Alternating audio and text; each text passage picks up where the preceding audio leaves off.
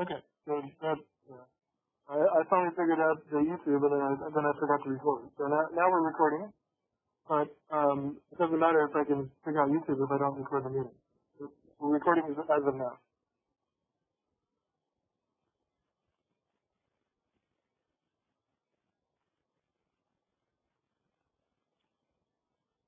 All right, chapter 14. Okay, this is the money banking and financial institutions. Um, so we got a bunch of key concepts, and I have put some definitions here because there's a lot of new terms and key points, whatever you want to call it. And so let's start with the three functions of money, and this is on slide 2 in the PowerPoint for chapter 14.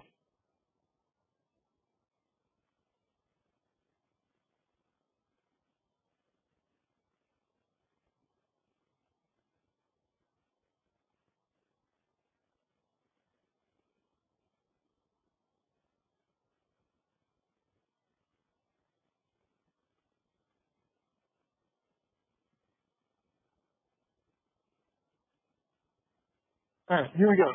Functions of money. So there are three major functions of money, just money in general. Number one, it's a medium of exchange, which it's used to buy and sell goods. Number two,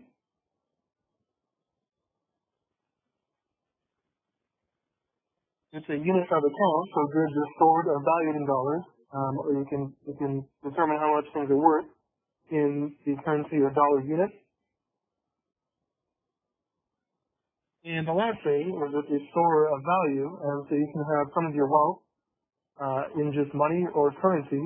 And so it serves all these purposes. It's used for exchanges, it's used for accounting purposes, and it's used to store value as a very risk-free asset. Okay, so these are the three major functions you'll see in any textbook.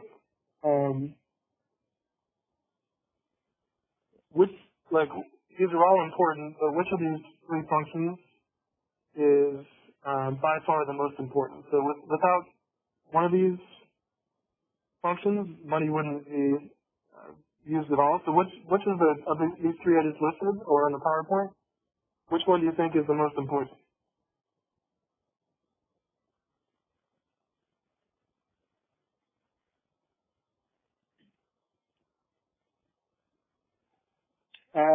No, not that one. No, so there's two more to get from. Yeah, if you're saying medium of exchange, that's correct. So it's by far the most useful and important function of money is that it's used for exchange because it pretty much trumps the barter system. So the invention of money was universally important because it took away, like, just, if you're a sheep farmer and you want to get a house, it's really hard to agree how many sheep buy you a house or whatever. So you can get everything. It's used. You can put your product in currency, and if you're a firm, you can receive money in currency, and everything works in this monetary exchange where by far the most important use of money is a medium of exchange. So it's universally accepted and used for transactions. Now the other ones are important too. You've got to store things in some unit of account, and you've got to have your wealth in some form of asset, but without exchange, this whole system wouldn't work.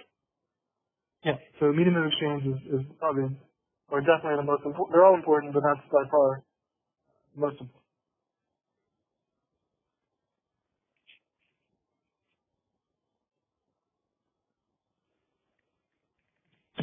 Okay, so next thing on the key concept is liquidity.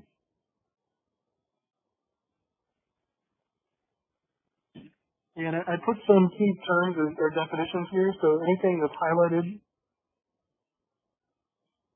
right here in the key concepts, if you scroll down, you'll see that I made a section of definitions because there were a bunch, and not everything was in the PowerPoint. So all of these highlighted things, I have a definition that I put down here. So liquidity, if you're not sure what liquidity is, I put a nice definition down here. Alright, so this is from, most of these from Investopedia, which have nice definitions of these terms. And so this helps determine the definition of money when you understand liquidity. And so it's basically how easy assets can be converted into cash. Right? So those assets like stocks and bonds are pretty liquid, so they can be converted easily within a few days. However, larger assets, such as property or plant or equipment, are worth something, or they're worth whatever their value is, but it takes longer to convert those things, those assets, into cash.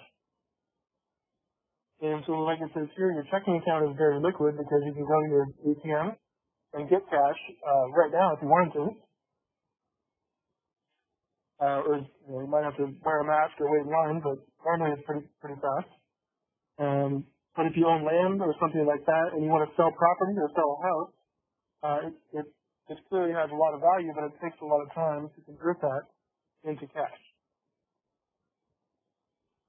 Okay, there's a little link to the article, but this is a nice definition of liquidity because it tells you how easy something can be converted into cash is the more liquid it is. So therefore, the most liquid asset by definition is cash because it's already cash. And then everything else, the ease in which it can be converted to cash, the more liquid it is. And then things like houses or property or things for businesses that take a long time to convert into cash, those are less liquid.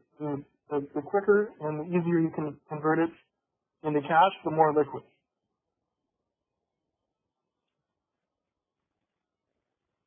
Okay, that will help us set up the two definitions of money here. We have M1 and M2.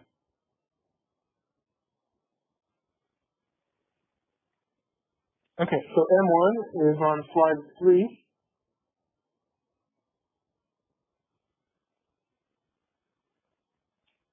Okay,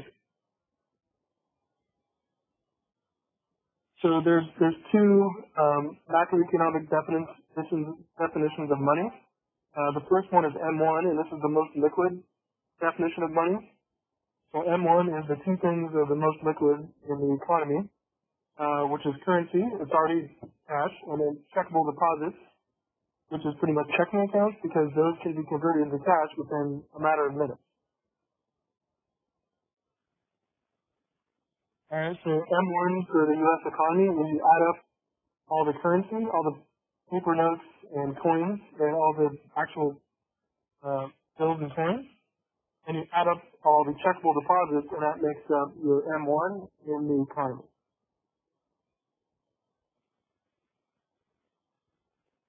Okay, so this includes any institution that offers a checking account, mostly commercial banks, or if you bank at a savings or loan association, any mutual savings bank, or any credit union. So any of these institutions that accept or manage your checkable deposits, your checking account, you would count those in your checkable deposits summation of M1. Okay, so this is M1, currency plus checkable deposits. It's the most liquid measure of money in the U.S. economy. And if you go back to the Word document,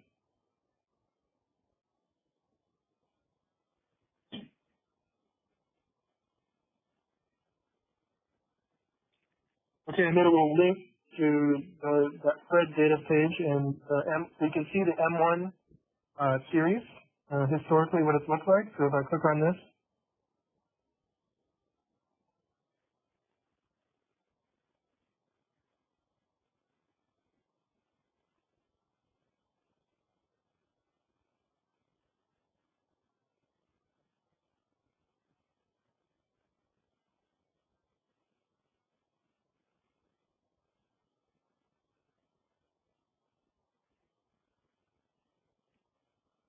okay, so this is the actual data for M1. So this is M1, which is currency plus checkable deposits in billions of dollars.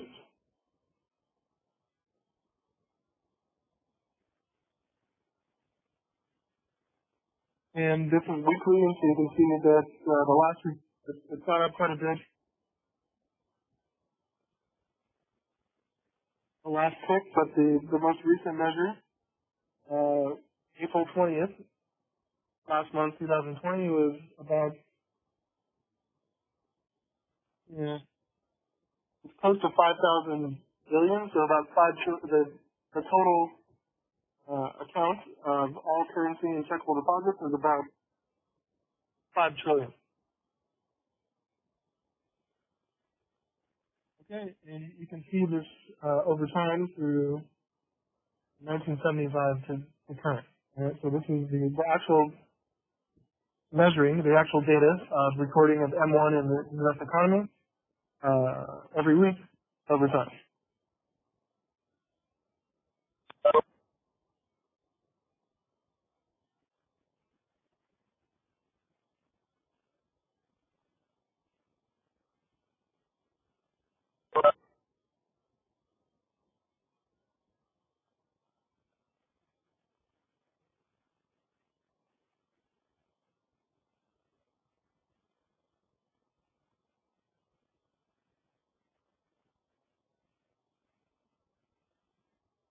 All right. So next thing is M2. So the more broader definition of money is called M2. Let's look at slide 4 for this one.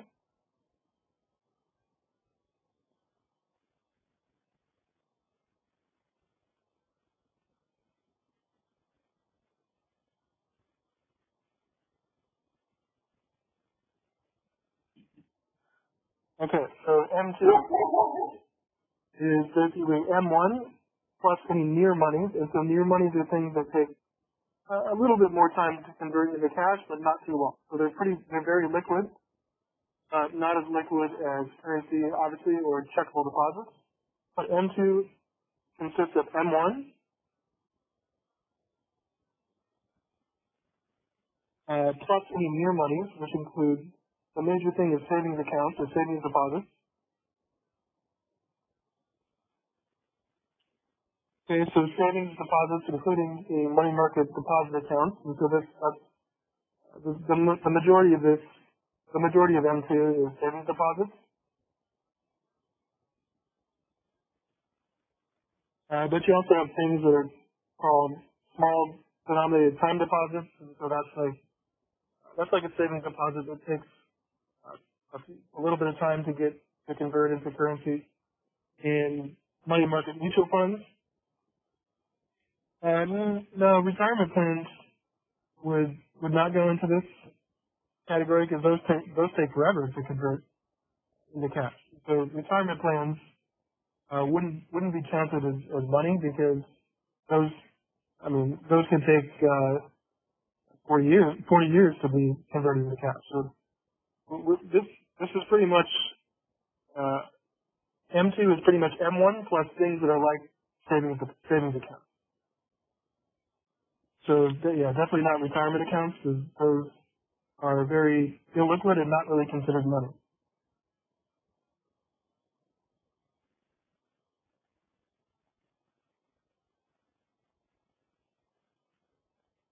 Okay, unless you're retired and get your Social Security payment, et cetera, and put it in you get your retirement money and you put it in your checking account or savings account, then it becomes money, but not until then.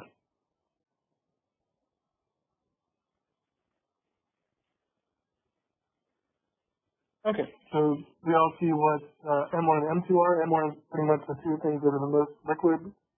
So these are the two ways that the government or the U.S. economy keeps track of what they consider money. So M1 being the most liquid assets, currency, and checkable deposits. M2 being basically M1 plus savings accounts or savings deposits and things that are like savings deposits.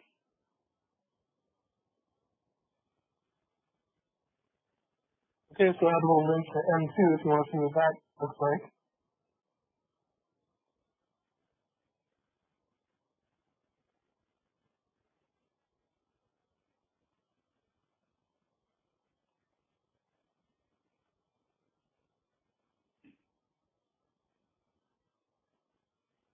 Okay, so here are weekly accounts of M2 in billions of dollars.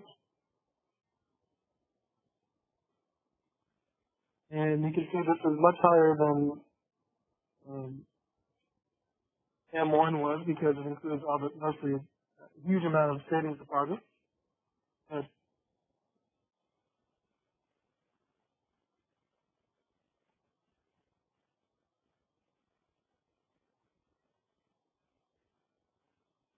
okay, so M1 was in the last recording approximately 5 trillion.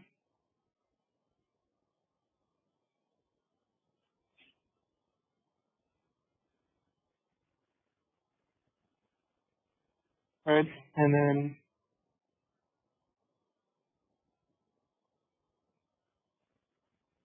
M2 is almost up to 18 trillion, so M2 is significantly higher, but because it includes mostly a huge amount of U.S. savings accounts. So here's the last recording of M2, a little over 17 trillion. It looks like both of them,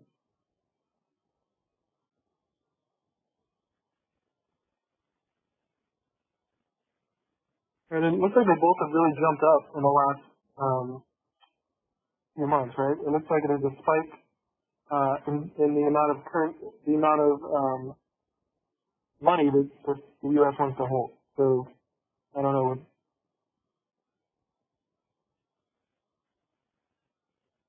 Yeah. So again, a little spike in money, maybe as opposed to other assets. Yeah, that could. Well, I don't know if this is.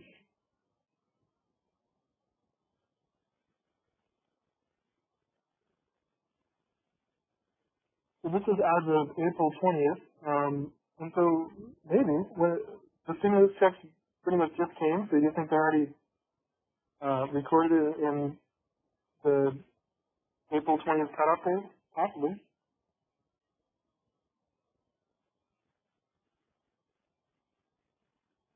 Yeah, so that is a possibility. I don't know if they've been recorded that quickly, but that's possible. Because that's if everybody if it went directly to everyone's checking account, like it did, most people, then that's probably a good reason for why the spike in the money went up. So yeah, good call on that. I'm not so sure if that's been recorded yet, but yeah, that could be it.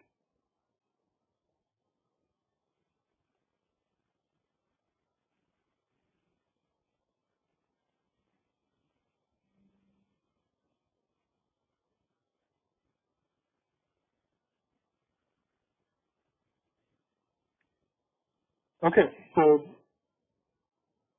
we went through M1 and M2, and we saw that there's a little spike in both, and possibly because of the stimulus checks, which makes sense because they go right into your checking or savings account, or checking account, I think, and then that would be accounted for in that M1 or M2. All right, so next concept is the Federal Reserve. So we're going to introduce this, and this is on slides 8 to 13, and this is going to be an overview of the central bank in the United States, which is the Federal Reserve.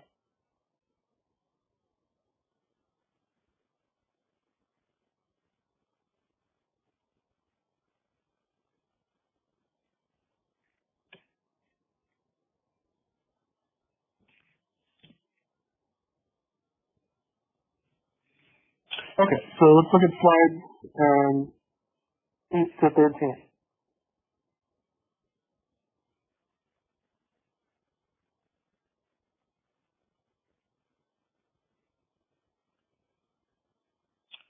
Okay, so this is an overview of the Federal Reserve, which is the central bank in the U.S. It's got 12 Federal Reserve banks, so 12 main head banks, and we'll look at a map on the next slide, or the next two slides. And so this is the central bank of the United States, and they also operate as pretty much quasi-banks. They're just really big banks that have more authority. And let's look at the little flow chart here.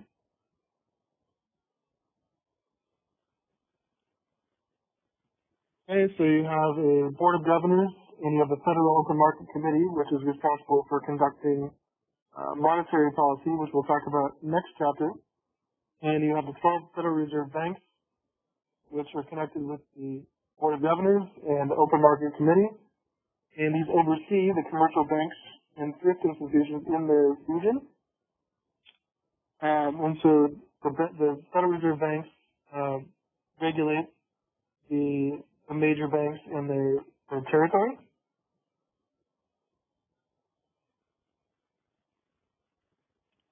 Okay, so if you look at this little map, this shows you that the Federal Reserve Bank in charge of the appropriate territory is given by the color and the city. And so we're this whole region on the west coast. Okay, all these states, you know, California, Washington, Oregon, Nevada, Arizona,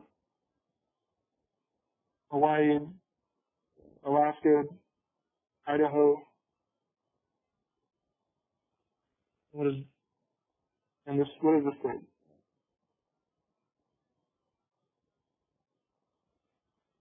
Anyways, those are all under the San Francisco region. Oh yeah, Utah. Sorry. Oh yeah. So I guess Utah is pretty much on the west coast. So, yeah, Utah is under the jurisdiction of the San Francisco Bank. So all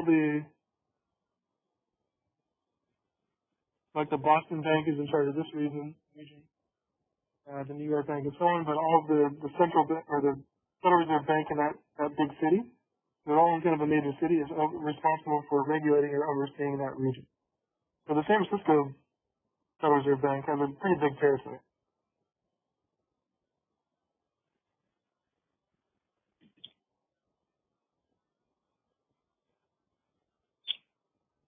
Okay. And so the Federal Open Market Committee is responsible for monetary policy. And so this is going to be done, and we'll talk about this a lot more next chapter, because that's when we talk about monetary policy. But the major form of monetary policy is conducting open market operations, they're called. And so this is basically the buying or selling of large amounts of government bonds or government securities. And this successfully moves money, mostly moves money into the economy or takes it away, depending on the Federal Reserve's intentions. But the major form of monetary policy is open market operations, again, which we'll talk about next time, but it's basically a large scale of buying or selling government securities. Okay, and the Federal Reserve oversees all of these commercial banks and thrifts throughout the United States, depending on their territory.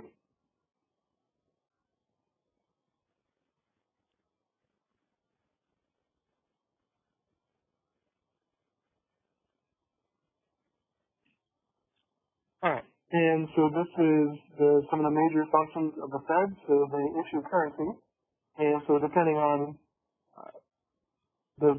how much money is in the economy, they can print currency based on the only bank, the only authority allowed to print currency. Okay, so they can print money. They can set the reserve requirements, which we'll talk about a little bit later, which is basically how much money has to be kept in the banks and not lent out, just as a security blanket. Okay, they can lend money to banks, which they're doing a lot of right now. Okay, they collect all the checks that are written, and this is how monetary policy is conducted, but they can also act as a fiscal agent for the U.S. government. So the government operates through the Federal Reserve, and they can make loans, vice versa. They supervise all the banks in the region, and most importantly, the Federal Reserve can use its monetary policy tools to control the money supply. And so we'll talk about how to do that a lot more next time, but this is probably the most important operation of the Federal Reserve is they can use their tools to control the money supply. Okay? And by doing that, they can indirectly and successfully influence the interest rates. And so when the Fed increases or decreases the money supply, there's a direct effect on interest rates, which have a very important effect on the U.S. economy.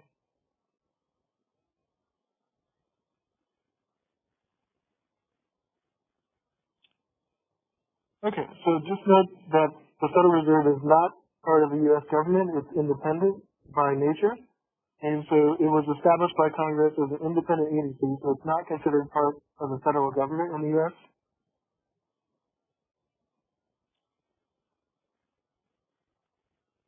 Okay, and so whether you believe that or not, it's intended to be protected from political pressures by being independent from the U.S. government.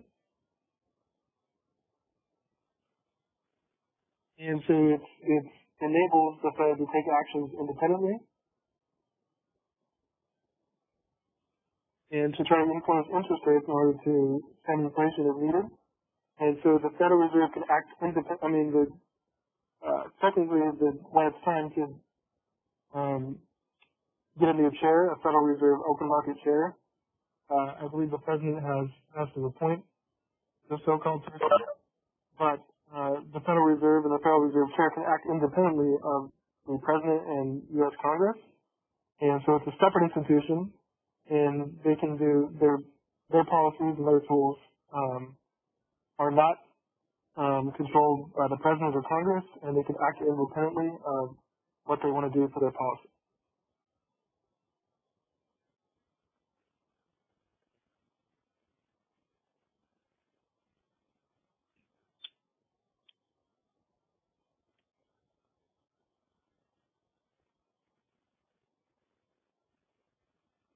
Okay, so we'll talk more about the Federal Reserve next chapter as well when we look at their major policy tools to try to control the money supply and affect interest rates, which is a big thing now.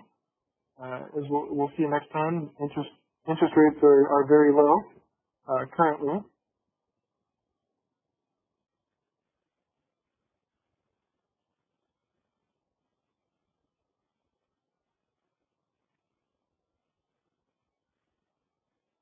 Okay, so we'll talk. Any questions on the Federal Reserve before we talk a little bit about the most recent financial crisis?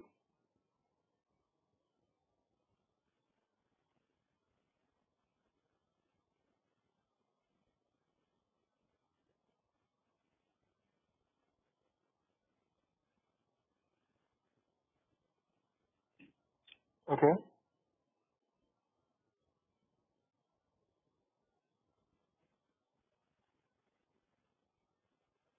All right. So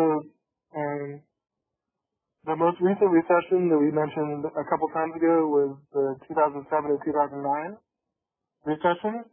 And so as soon as this was done and studied, every new economic textbook and finance textbook had a section on it, including this one. And so this is the most recent big negative event that's happened in the U.S. economy, not including what's happening now.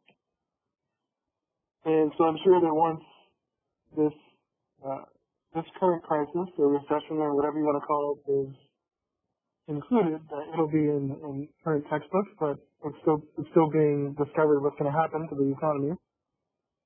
But the effects of the financial crisis, which took place in the recession from 2007 and 2009, the effects and causes of that have pretty much been discovered, and so we can talk about that one right now. Okay, so let's talk briefly. We're not going to spend too much time because this is an overview of macroeconomics, not just financial econ. But let's look at the financial crisis of 2007 and 2008, and that's on slides 15 to 18.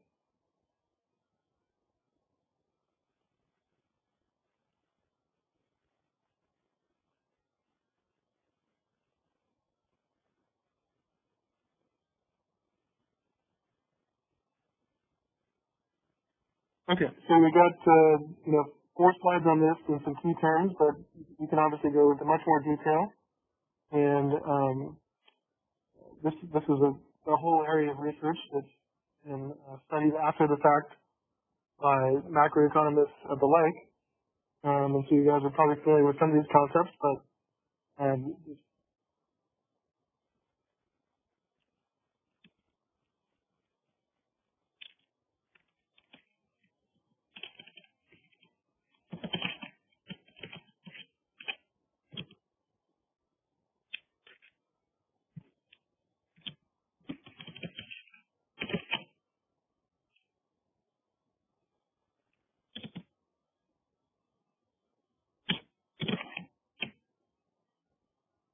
okay, and so if you guys have not seen the movie The Big Short or read the book or both, I'd highly recommend it if you're interested in this area. And so it does a pretty good job of explaining or trying to explain what happened here and kind of some different key players. And so if you guys have seen that, you're probably familiar with some of these concepts. If you haven't, I'd recommend it because it does a pretty good job of explaining some of the key players in this crisis. And so both are great. The book is good. The movie is great. So whatever you do there. Right. So this was the crisis of 2007-2008, the most recent recession on record, was caused by a mortgage default crisis, which we'll talk about a little more. Okay, so there's many causes, but one of the causes was before the crisis, there were government programs that encouraged home ownership, and so there were incentives that wanted to get people to buy more homes, and so that kind of worked. Okay, the problem is it worked a little too well, and people bought houses they couldn't afford, or more than one house, and that didn't work out too well in the end. Okay, so that led to declining real estate values, and there were also bad incentives in these investments, and there was this huge thing on the mortgage-backed security, or mortgage-backed bond, same thing.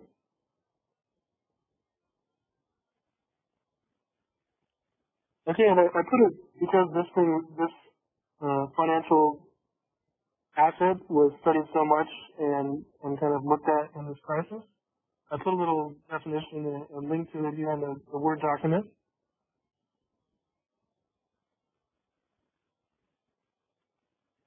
Okay, so a mortgage-backed security, there's a little definition down here I put in here.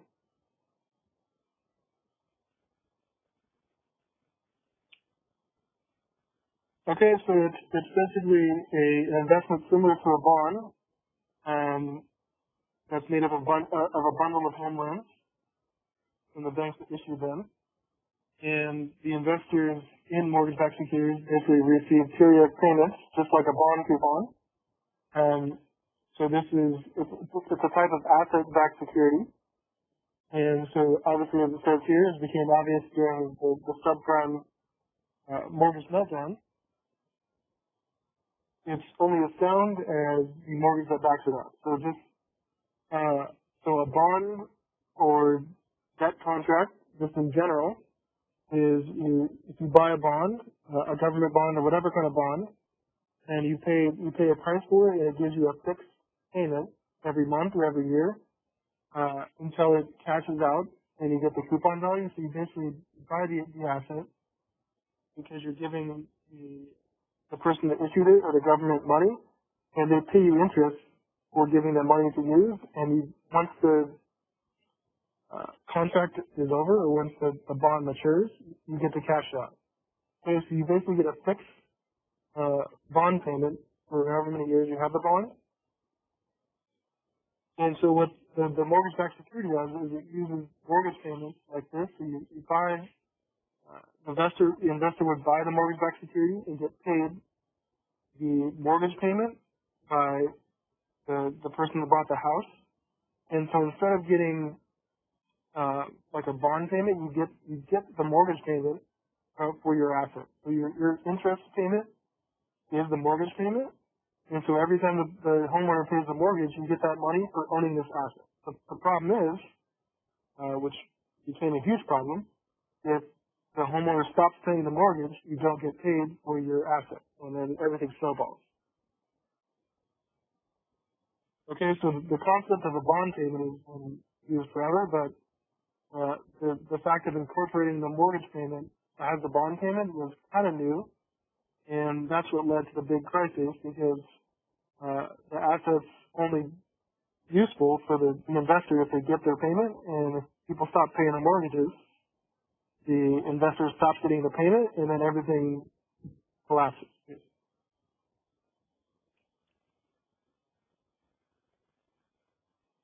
Okay, so those mortgage-backed securities are that huge market of that kind of bundling the securities into a financial asset was a major cause of the financial crisis, and this is explained in a lot more detail if you watch The Big Short or if you read the book by Michael Lewis.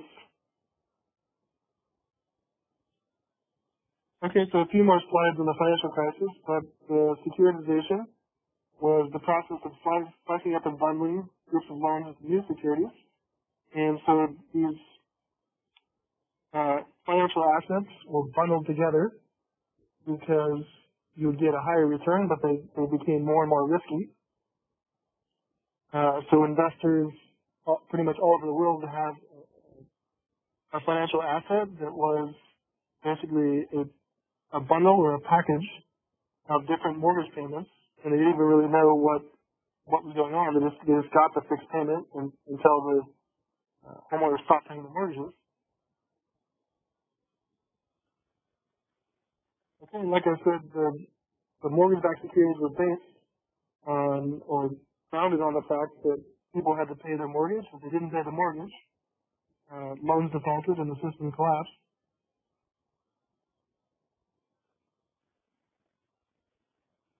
Okay, and then people saw that there were home incentive programs that encouraged home ownership, which meant that basically like interest rates were backloaded, so you would get a house.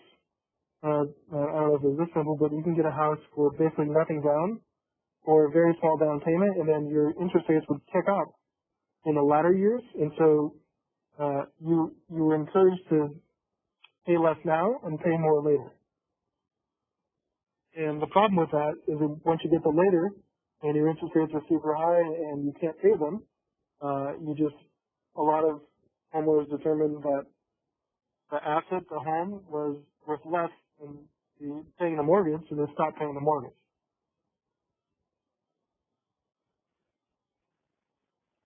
Okay, and so that caused a housing market collapse and a financial sector collapse because all of those assets tied up to the big banks were not getting a return because people stopped paying the bond payment, which was the mortgage.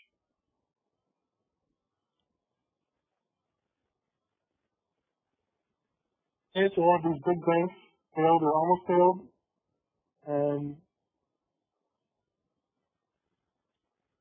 and then you're probably familiar with this acronym TARP, which is the Troubled Asset Relief Program, and this pretty much gave $700 billion to make emergency loans to the banks that did not fail or might have failed, but because the federal government and the Fed did not want more of the financial system collapse, they gave a lot of huge loans to the banks so they could keep their banks alive and the financial sector from going more under.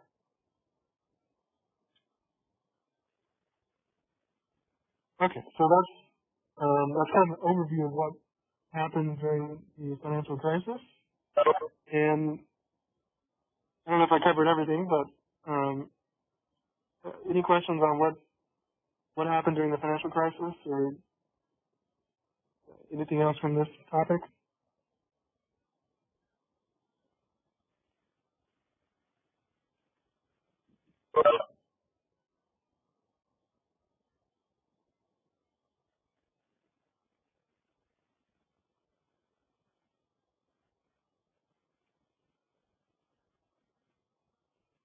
Okay, so we talked briefly about the financial crisis, but there's also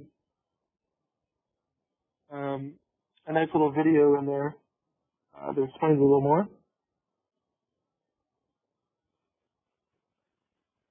Okay, so we talked about the mortgage-backed security, which was and so it's defined just like it is. It's a security which is backed by mortgage payments. Okay.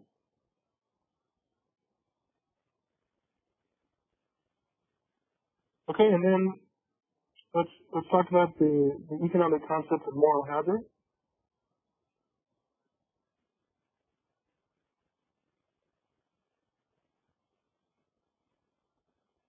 Okay, so this comes from the fact that a lot of the big banks were more riskier than they should be because they knew there might be some bailout, which there was.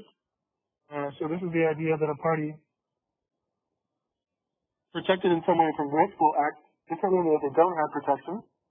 Right? So if you think you have some level of insurance, you might act differently, and this has been studied in like behavioral economics. Okay, and so basically in the insurance industry, uh, you might encourage some forms of bad behavior if the person that has the insurance coverage knows they'll be covered. And so that's kind of what moral hazard is, and this is applied to the financial crisis because there were a lot of banks that took investors that took riskier endeavors because they knew there might be some kind of financial bailout, and so therefore they act riskier than if they would have lost everything.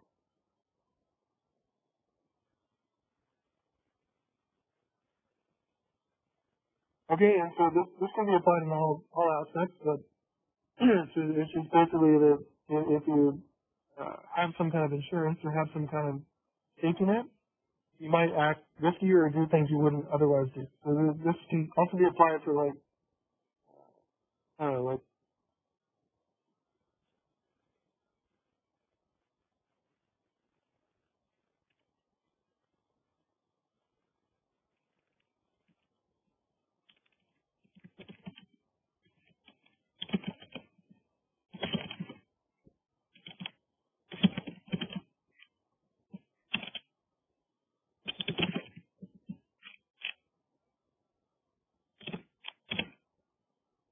okay, so this posed me a question. So do you think that car accidents went down after there was mandatory seatbelt laws? This will help explain the concept.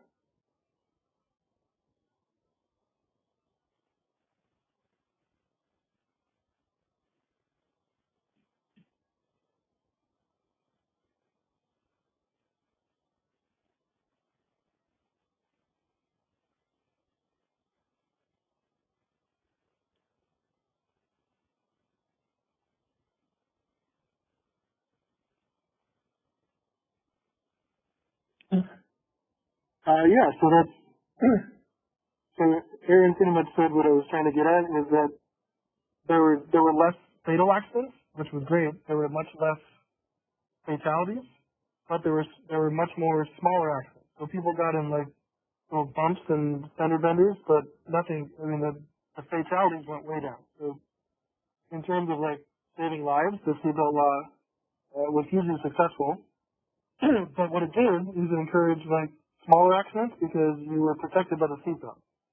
Right? So major accidents went down, but I think the number of accidents actually went up because people had the safety net of the seatbelt.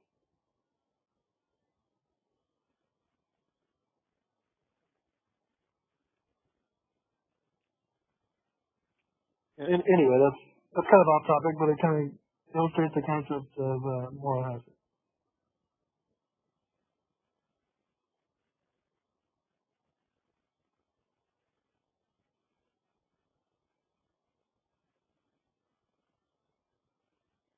So the question is, so insurance companies made a lot of money on that law. Uh,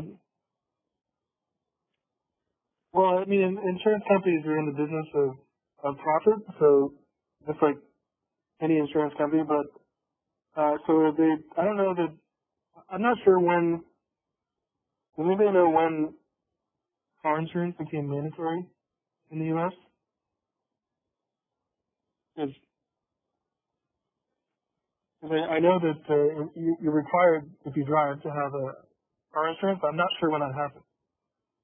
Maybe. No, I don't know.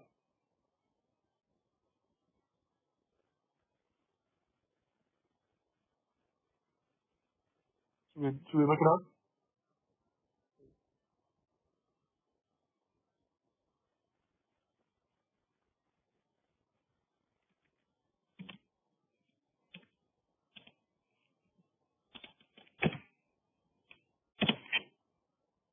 What's 1927?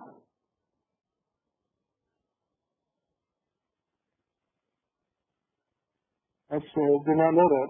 I don't know if that's true, but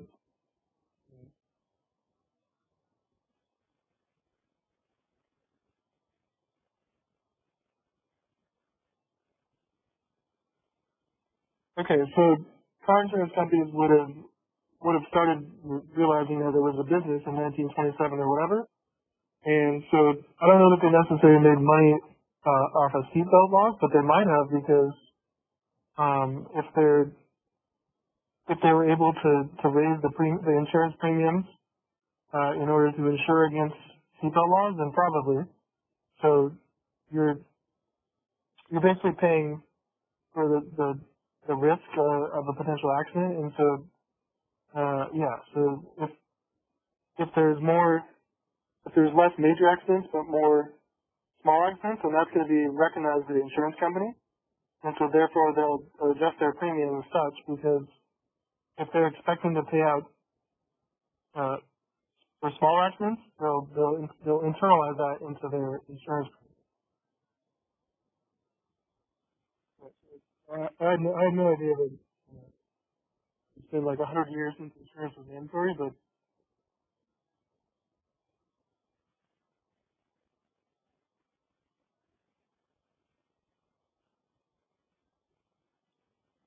okay. Next thing is let's talk about the banking system. So let's talk about the fractional reserve banking system in the U.S. and many other industrial countries.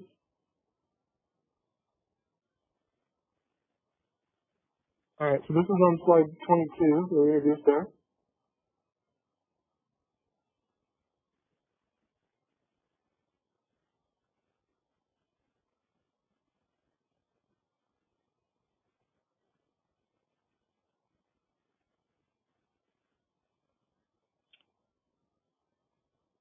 Okay, so the U.S. operates, as you probably know, under a fractional reserve banking system, which means that only a fraction of the reserves are backed by actual money.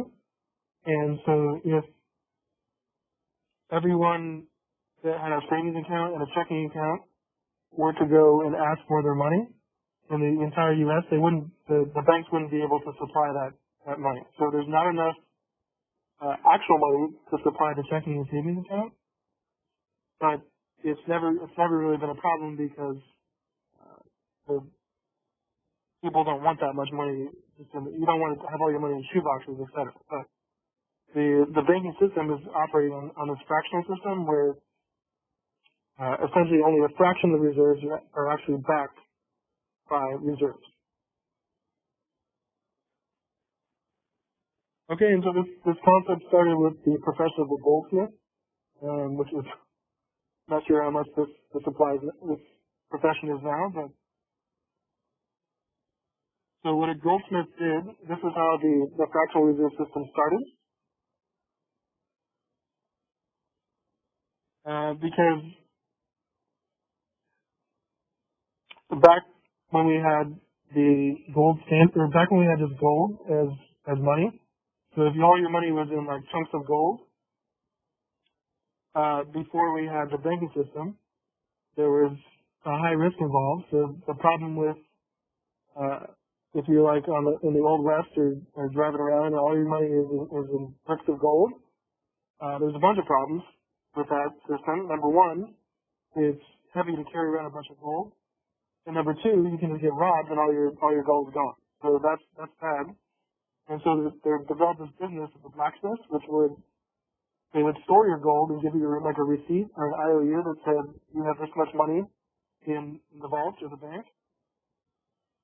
And then what happened is people liked that because they didn't want to lose all their gold, and they would just carry the slips or the IOUs as currency and use that to make transactions.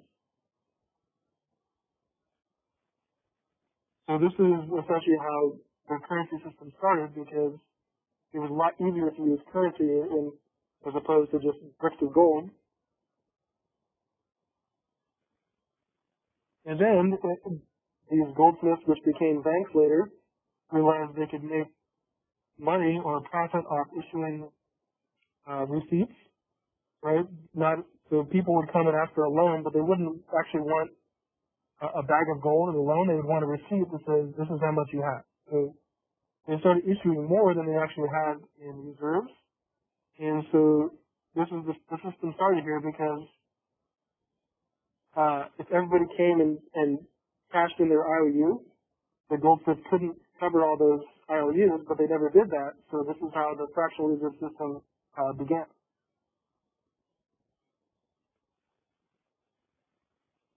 Okay, and so this shows you that, or will illustrate, because of this fractional reserve system, banks can actually create money by lending because they can lend money in excess of what they actually can cover.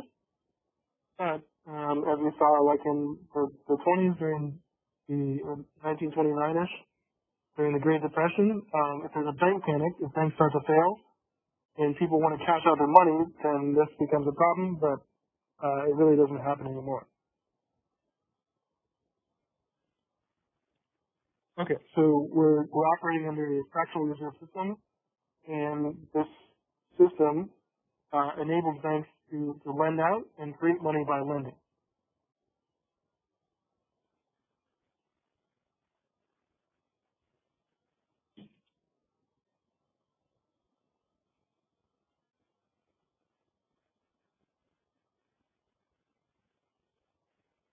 Okay, so any questions on the fractional reserve system? Does that make sense?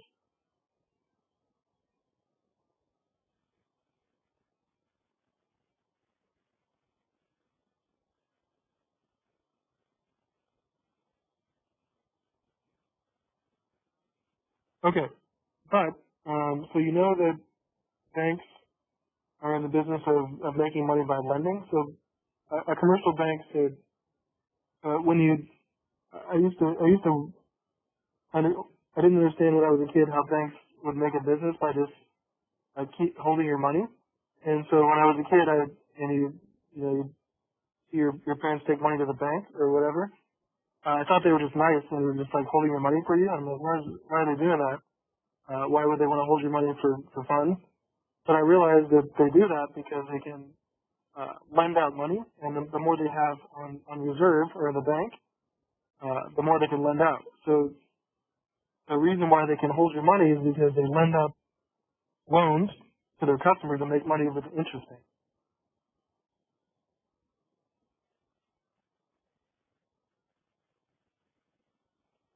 Okay, so they use the money that we put in, right? But the main way banks make money, I think, is by the interest payment. So the more they have, the more they can lend out. But I mean, most checking accounts are free now, and so they're not making money by just holding your checking accounts. They're making money by issuing loans, right?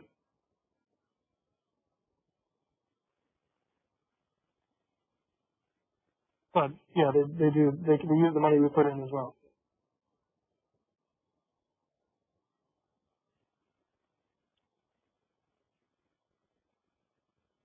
Okay, good. So at least somebody else was naive about the banking system earlier here. Once you realize that they're not just holding your money for fun, but they're actually using it to give out loans. Okay, wait a second. So let's define so once you understand that banks would like to lend, the more they can lend out, the more they can make an interest, but they cannot lend out everything, and they're directed or told by the Fed they have to keep a certain amount on reserve or not lend it out.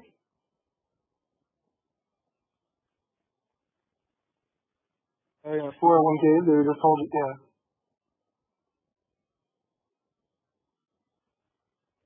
Yeah, so I know that's what you think is just like they keep your money for like you work for a company, they just like, oh, let me just hold this for you. I'll give it back to you in 40 years. That's not how it works. Right? So you get your 401k by the current tax.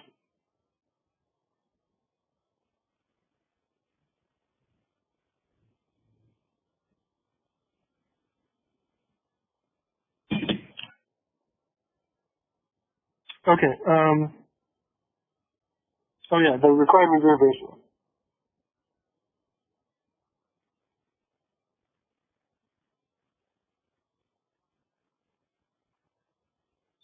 Okay, so the required reserve ratio is very important. It's a monetary policy tool, and so this is a portion of reserves liabilities that a commercial bank has to hold rather than lend out of invest. So this is determined by the central bank, the Federal Reserve.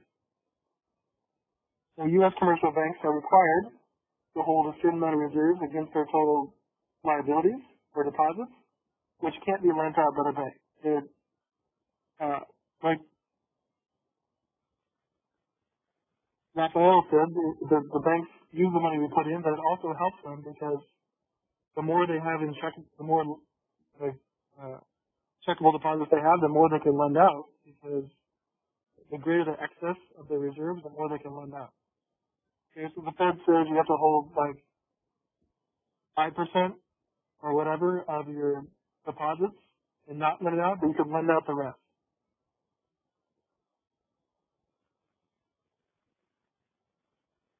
Okay, so the required reserve ratio is just the ratio or the percent, like 1 to 10 or 10%. Uh, so the bank has to keep that 10% or whatever it is, and they can lend out the excess and make money by getting the loans out and getting the interest payment.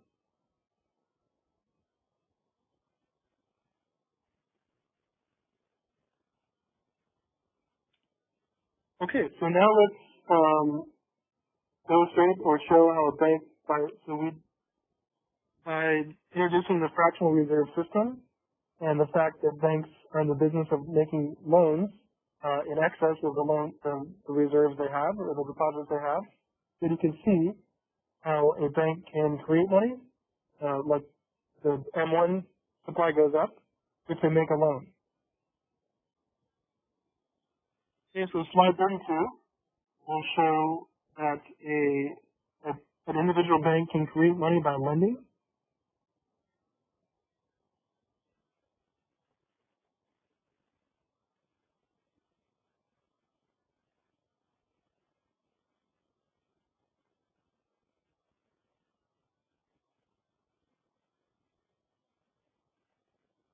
So this, we're skipping a whole section. There's a whole section on like balance sheets for the bank. And so if it helps you understand this process by looking at the balance sheet, there's a bunch of there's like 7, 10 slides on that.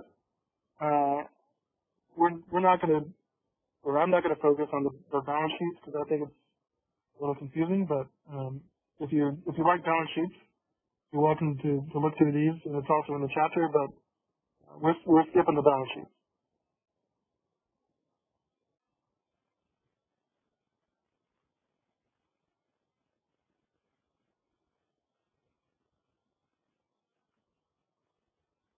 Okay, so the important thing here is that understanding what goes into the checkable deposits determines how much the bank can lend out. So the statement or the thing you have to realize before we get to the banking sector is to understand one bank. So one bank can only lend in the amount equal to the excess of the pre-loan reserves.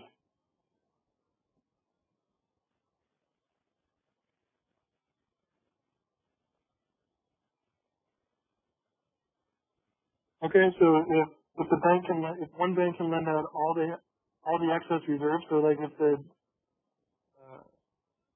if they have $100 and the reserve ratio is 10%, then they can lend out the other $90 to get interest payments from their customers. So if they can lend out all the excess 90, then you can see that a single bank if they're able to, can lend an amount equal to its pre-loan excess reserves, but they can't lend out anymore. So they can only lend out their excess, because the rest of it they have to keep on reserve and not lend out as dictated by the Federal Reserve.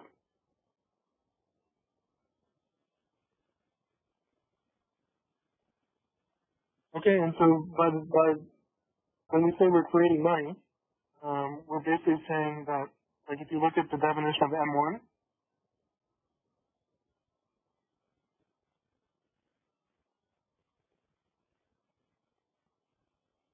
okay, so you can look at a loan, and this is the way the loans are looked at in this map, I guess.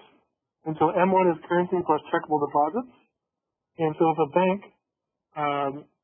gives out a loan, basically that you can think of that as just going into the customer's checkable deposits. And so by just issuing a loan, they're increasing their checkable deposit number, which increases M1. So that's why we say that when a bank makes a loan, they create money by increasing checkable deposits, which increases the M1 calculation. Okay, so before we get to the multiple banks, does that make sense? When I say that banks create money by lending, by just giving a loan that goes into the checkable deposits summation?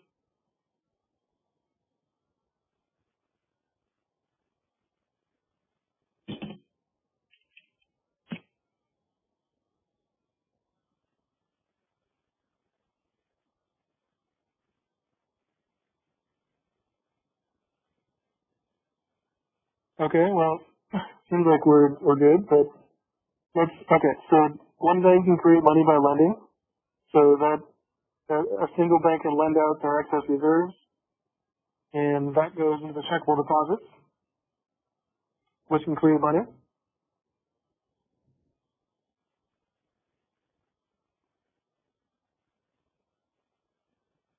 But as we're going to see, the banking sector as a whole can create a multiple. So one bank's excess reserves can be created into a multiple of new money. So it's not just a one-to-one, like if you can lend out $90. As a bank, you don't just create $90. You can create a multiple of that. And so just like the spending multiplier, there's a monetary multiplier, which we're going to introduce now.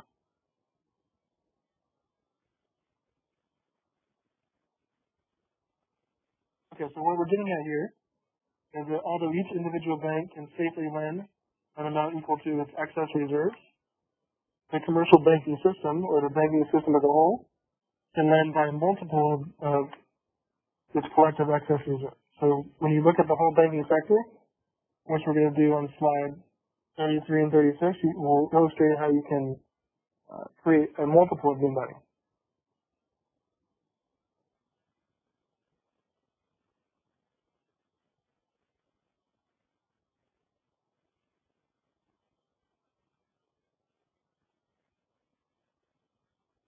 Okay, so this is the exercise that will help us understand the monetary multiplier and multiple deposit creation. So let's assume that there's a 20% reserve requirement, so that the bank has to keep 20%, they can lend out the other 80%. Okay, you can assume that all banks are loaned up, which means they loan out all the money they can, all their excess reserves, they loan it out.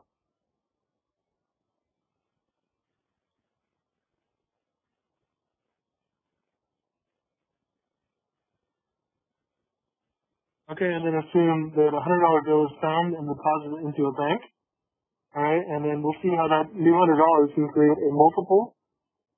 So it's not just the $80 that's new money, it's a multiple, and we'll understand that on the next slide, that one deposit can create a multiple of new money throughout the banking sector.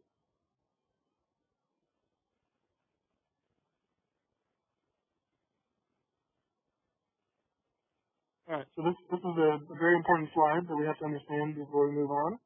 And so this shows, with the exercise, how that new $100 can create a multiple of new reserves, not just the extra reserves of a single bank. So look here.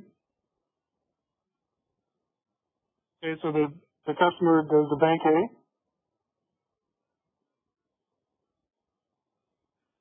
and they deposit the $100.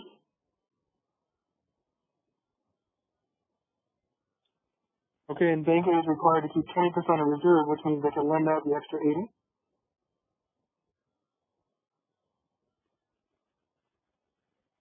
All right, so they take that $80 and lend it out to some new customers. All right, so some other customer gets $80 in a loan. All right, so that's the new money that was created by the first bank. So look what happens. So if look at like the trickle down effect. Let's say this customer takes $80 and goes and spends it on I don't know, like a nice dinner, and so then that restaurant takes the $80 and deposits that $80 in their bank. Okay, and then this bank, the restaurant's bank, can lend out excesses of their reserves, which is they have to keep $16 and they can lend out 64.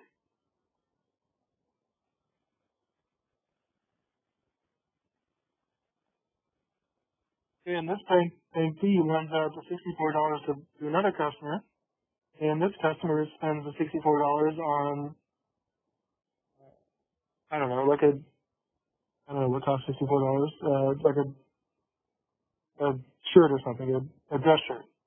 All right, so this person buys a shirt at from the department store, and the department store takes the $64 and deposits that into their bank. Okay, and you see that this keeps happening. The excess reserves get lent out, and the new customer spends it, and then the business puts it in their bank. And if you add up all the new money that this whole system creates, the total possible is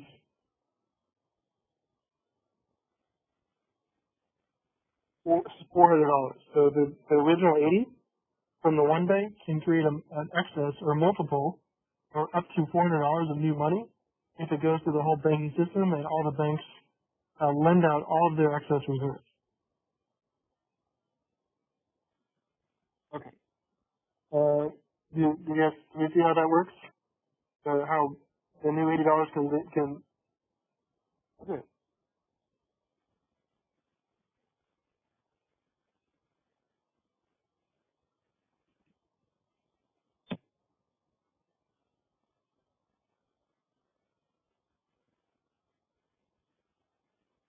Okay. Well, if we understand that, we can see that the reserve ratio is directly correlated with the amount of new money that can be created.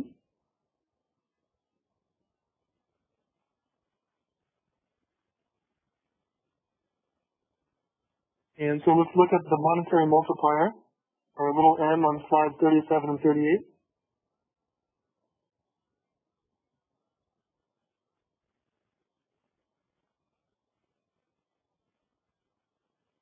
Okay, so this is the monetary multiplier, which is defined as 1 divided by the required reserve ratio. So like, put it in percent.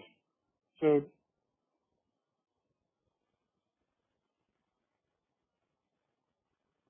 if the required reserve ratio is 20%, which is 0.2,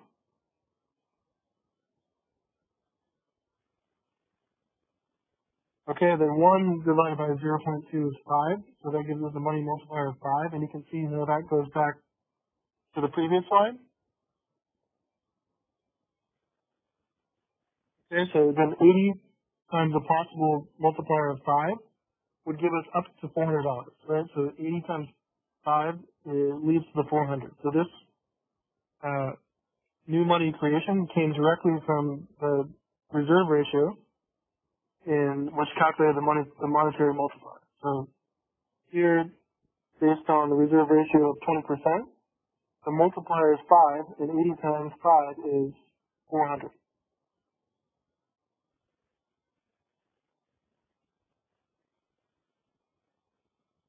Okay, so we'll look at some examples in, the, in a minute, and we have some homework questions on this.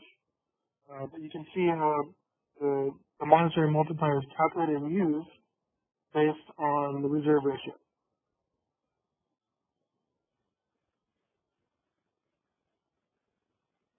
Okay, so just like that example, the monetary multiplier determines how much money can be created by excess reserves. So this is not exactly what happens.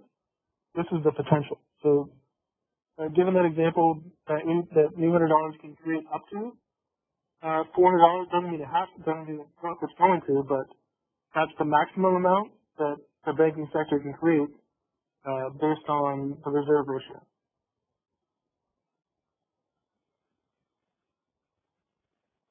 Okay, so obviously a higher R means a smaller multiplier because the more you have to keep on reserve, like in your vault, the more you have to keep in the bank. Just think of it like in the vault. The less you can lend out, and therefore the less money can be created.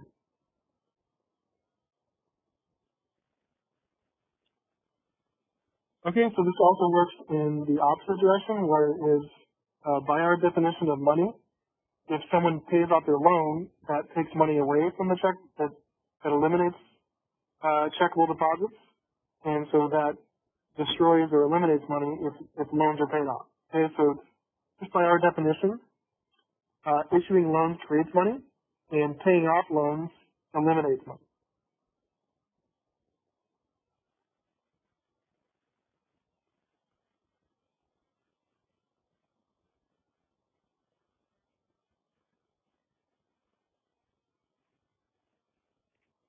Okay, so the monetary multiplier concept, we good on that?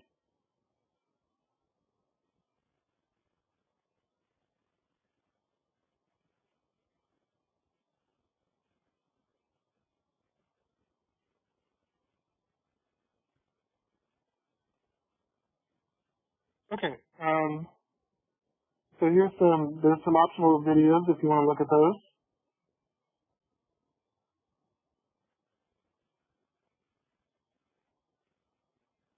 Yeah, there's one from that same channel on money and finance, which is nice. This one explains a little more of how banks can create money, and this one is on the financial crisis. So if you're interested in any of those, you can click on those links.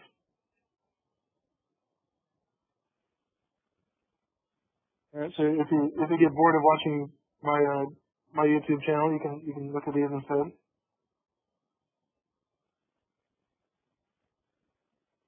And these are the definitions we went through: liquidity and the mortgage-backed security and moral hazard and the reserve ratio.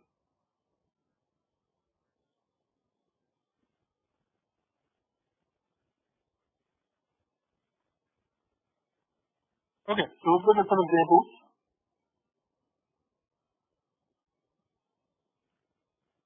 All right, so number one of the examples, let's assume that the following assets in millions of US dollars exist in iron mania.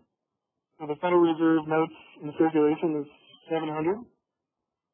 Money market mutual funds held by individuals is 400. These are all in millions. Corporate bonds is 300. Iron ore deposits is 50. Currency in commercial banks is 100. Savings deposits, including money market deposit accounts, is 140. Checkable deposits is 1,500, and then small fund deposits is 100.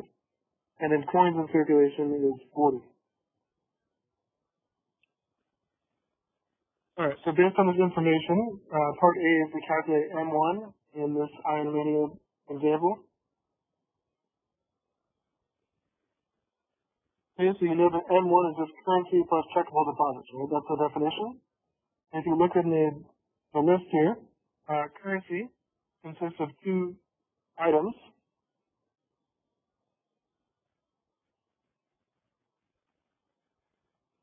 So Federal Reserve notes in circulation, that's all the bills, right? And then the coins, that's all the quarters and the dimes and the nickels and the pennies, right? So that goes into currency as well. So this is all the paper notes and all the coins. That's 700 plus 40. and then just add your checkable deposits, 1,500.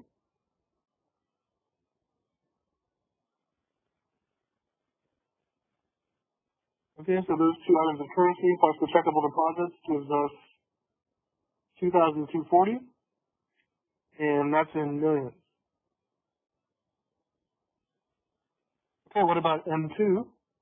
You can see that, that M2 by definition is M1 plus these three things that are near monies, which were savings deposits, that's the big thing, small denominated time deposits, and then money market mutual funds. Okay, so just add those up. M1, you already got that, 2,240. Savings deposits, 140. Small time deposits,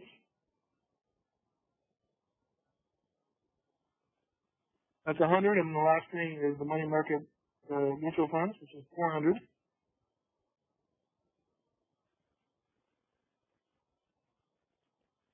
Okay, and so if you add those four things together, that gives you your M2, which is 2,880, and that's in millions.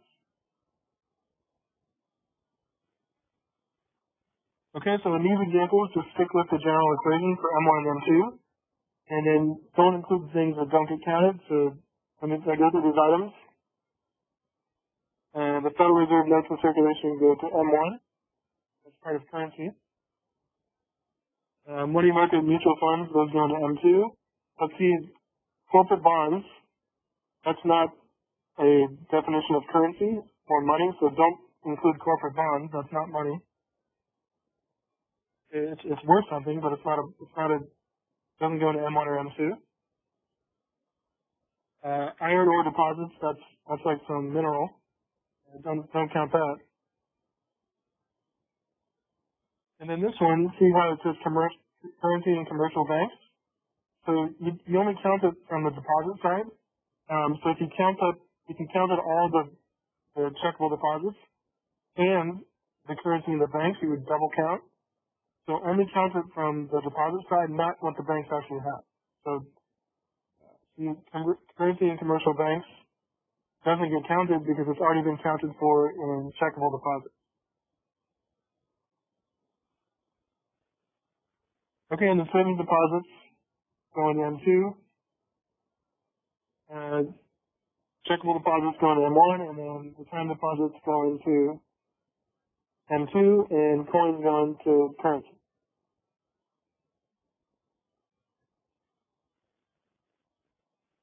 Okay, questions on that one?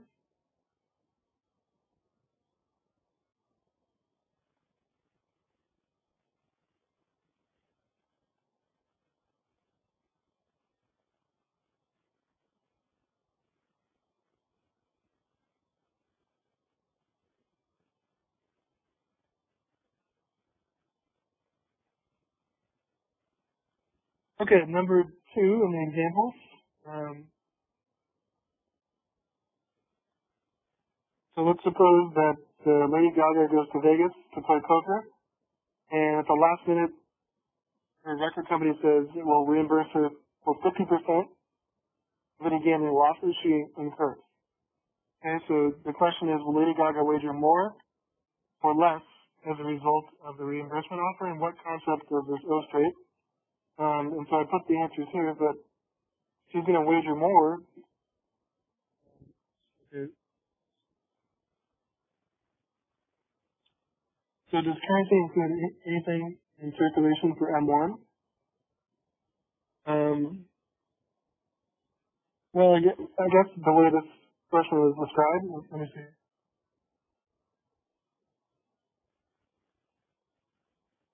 Yeah, I guess that's how it's set up. So it's going to be the Federal Reserve notes in circulation and the coins in circulation. So just anywhere you see.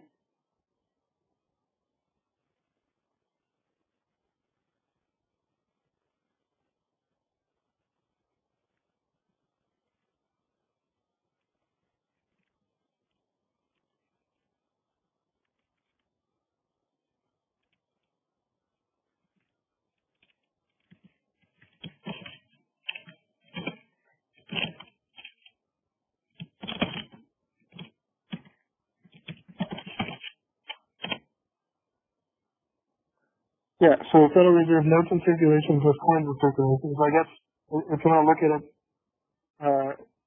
yeah, if you want to analyze it by compositional phrases, then sure, yeah. So the two things that go into currency are the notes, the Federal Reserve notes, and the coins, and I guess those will both be in circulation. So yeah.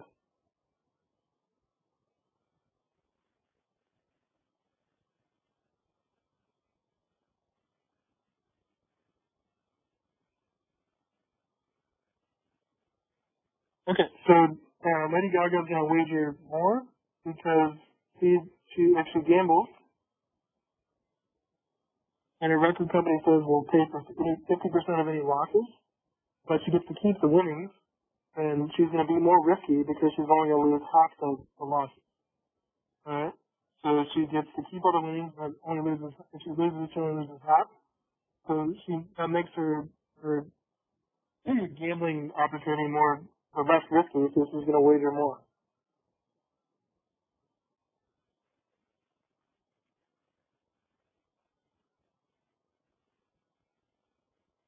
Okay, so this illustrates the concept of moral hazard that we discussed earlier, right? Because she is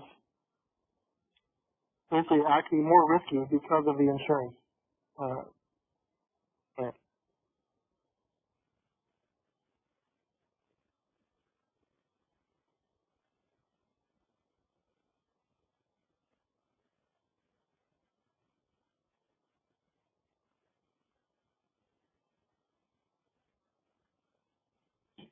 Okay, so number 3 in the example, let's look at this one. So this illustrates a full example of how when the bank gets new money, based on the reserve ratio, they can use that we can determine how much money can be created based on the initial deposit and the reserve ratio. All right, so number 3, bank customers just deposited $1 million in checkable deposits in the Iron Bank of Bravos. Let's answer the following questions. For this new $1 million in checkable deposits, and let's assume first the reserve ratio is 50%. So the bank has to they can only lend out 50% of the deposit.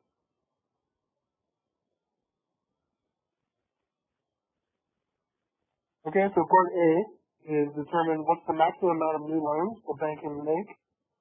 In other words, what's their excess reserves. And so they can lend out in excess of what they have to keep on reserves. So if they have to keep 50% on reserve, they can lend out the other 50%. So 50% is 0.5 of a million. Half of that they can lend out, which is 500,000.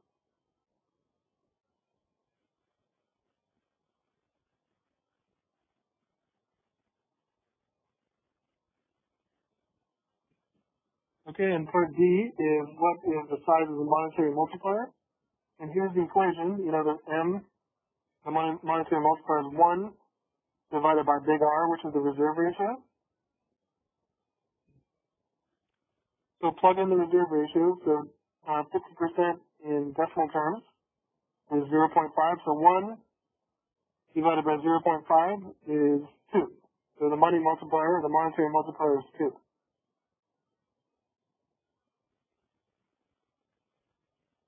Okay, then calculate the maximum checkable deposit creation that can be made or created. So the checkable deposit creation E is basically equal to the excess reserves times the monetary multiplier. Remember, we multiplied that $80 in the slide example by 5. So that's the same thing we're doing here.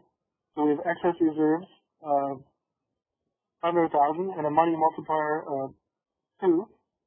So the excess reserves times the multiplier are the total amount of new money that can possibly be created. Okay, so excess reserves is 500,000. The monetary multiplier is 2, and 500,000 times 2 is $1 million.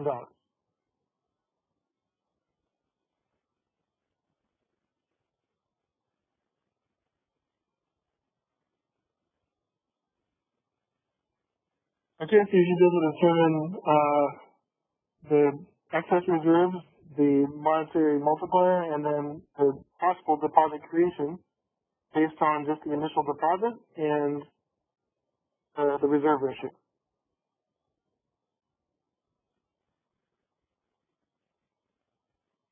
Okay, and then part D is the Federal Reserve, or whatever central bank is here, lowers the reserve ratio to 40. So let's answer the questions A, B, C again on the assumption that the reserve ratio is 40%. So what you should note automatically is that if the reserve ratio goes down, more money can be created because less has to be kept on reserve. So whatever your answer is for the new money creation, it's got to be higher because the reserve ratio is lower. Okay, so what's excess reserves if the reserve ratio is 40%? So if you have to keep 40% on reserve, you can lend out the other 60%. So 60% of $1 million is 600,000.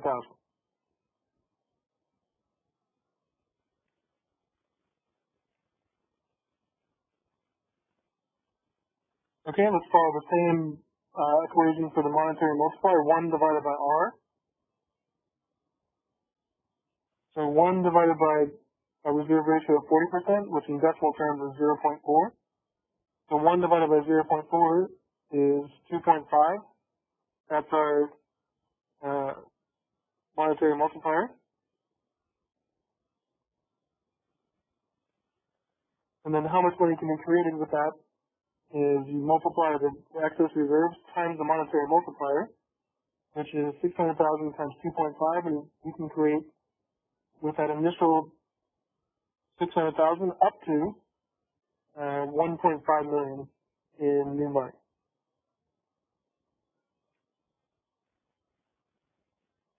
Where's the 60? The point. So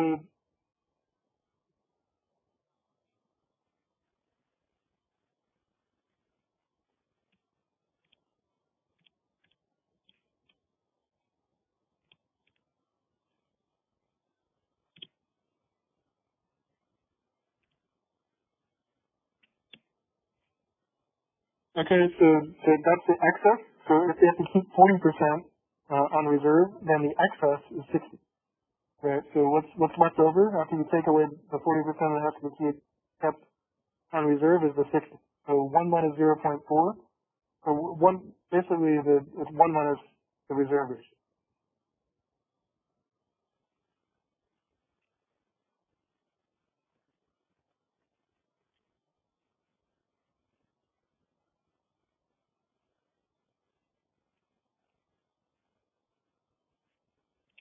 Yeah. So, well, I guess the equation, if I could describe it, would be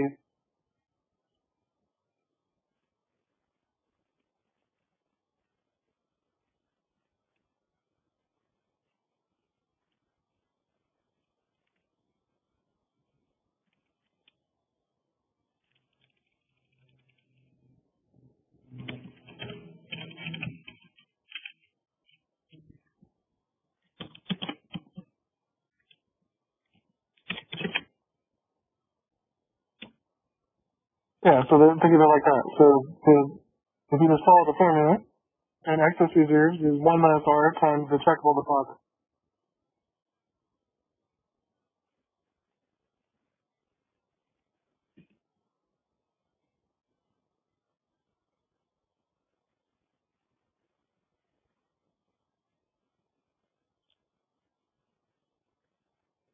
Okay.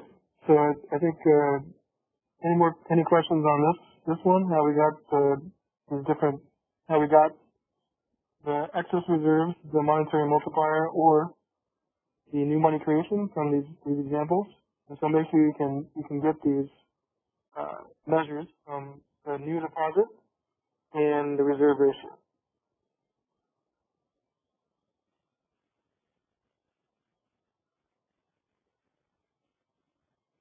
Okay, so everybody good on this problem?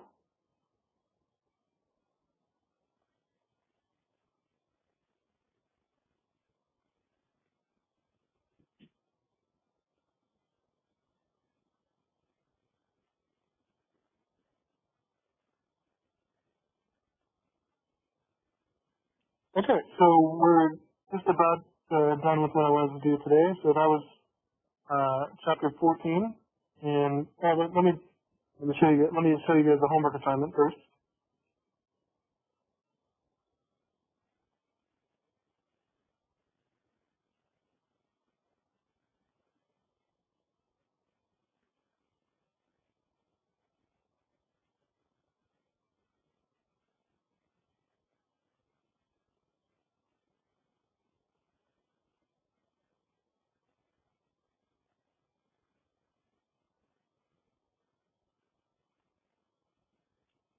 Okay, so if you go to the updated study guide, you go to the chapter 14 section and the chapter 14 homework.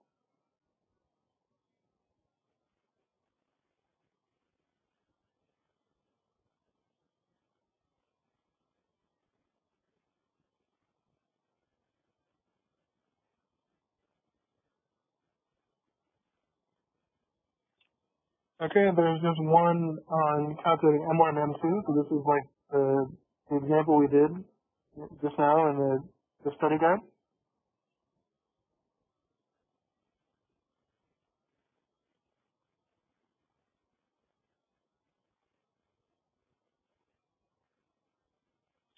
Okay, and then there's just another one on what we just did on the monetary multiplier. So you get some new deposits, and you got to calculate the excess reserves, the monetary multiplier, and the new money creation based on that example. So these are similar to what we just did in the example.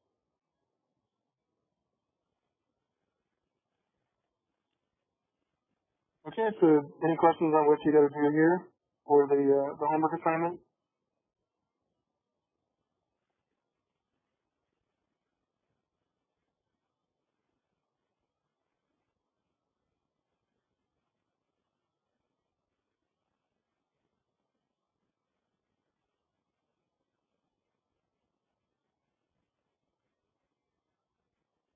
Okay, and when you're done with this one, chapter 14, that goes right here in the discussion forum for chapter 14. And again, so when are all the homeworks due? What was the new due date for the homework?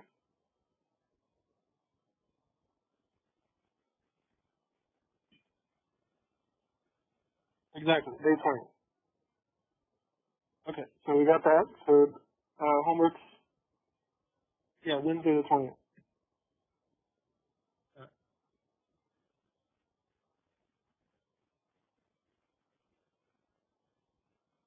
Okay, so we got chapters 10 to 11, chapters 12 and 13, and chapter 14, and then we'll have one more homework and one more chapter, chapter 15 next week, and then that'll be the last homework assignment, not including the final exam.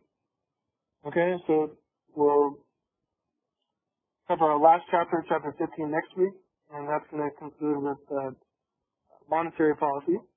All right, so we'll extend and look at the tools of the Federal Reserve to influence the money supply and interest rates.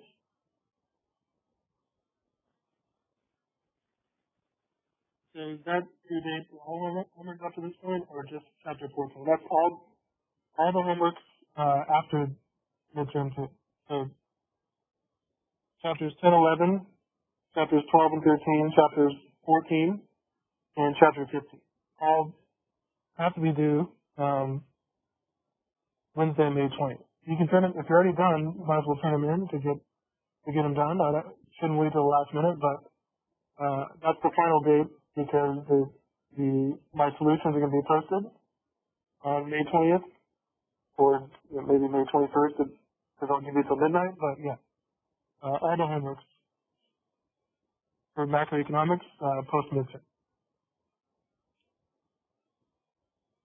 Okay, so if there's nothing else, we can go ahead and end up here for tonight. And so let me know if you have any questions on any of the homeworks, which are all due now on May 20th. And I think that's it for tonight. So thanks for coming and participating. And I'll see you guys in a week. Stay safe and have a good weekend. Or when it comes next weekend. Good night, friends. Yeah.